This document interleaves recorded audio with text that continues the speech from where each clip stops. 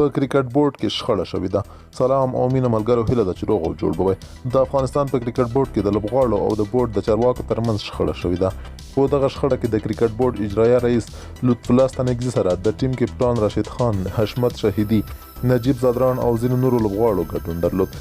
د کرکټ بورډ یو چارواکي خبریال ډاټ کام ته ویلي، اوسنی کپتان راشد خان پخوانی کپتان ګلبادي نایب هم د دغه شخړې لور ته راکش کړی دی. شخړه د نړیوال جام په دوران کې د میچونو پر فیس رامنځته شوې ده. لوبغاړي د نړیوال جام پر مهال د میچونو د فیس د هغه ژمنه شویو پیسو غوښتنه کوي چې له دوی سره د کرکټ بورډ پخواني چیرمن عزیز الله فضلي له لورې شوې وه. هغه وخت عزیز الله فضلي د کرکټ لوبغاړو ته د $3000 میچ فیس ژمنه ورکړې وه، خو د کرکټ بورډ غړي او پخوانی چیرمن مارشال بیا ویلي و چې لوبغاړو ته د میچ فیس له $3000 $15,000 ته پورته شي.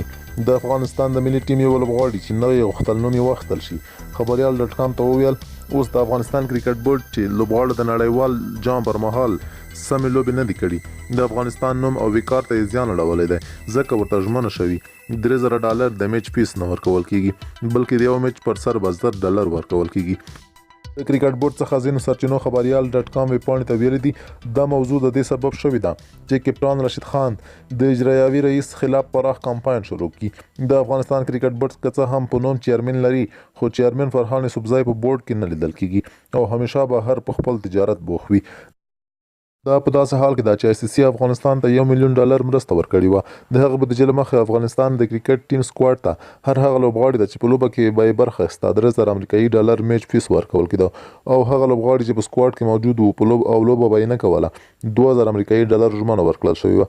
سرچینه وایي د ملي لوبډلې کپتان راشد خان د افغانستان د کرکټ بورډ اجرایوي رئیس ته اخطار ورکړی چې که چېرته وغواړي اجرایوي رئیس پاتې شي نو د نړیوال جام د میچ فیس هر لوبغاړي ته $3000 ورکړي.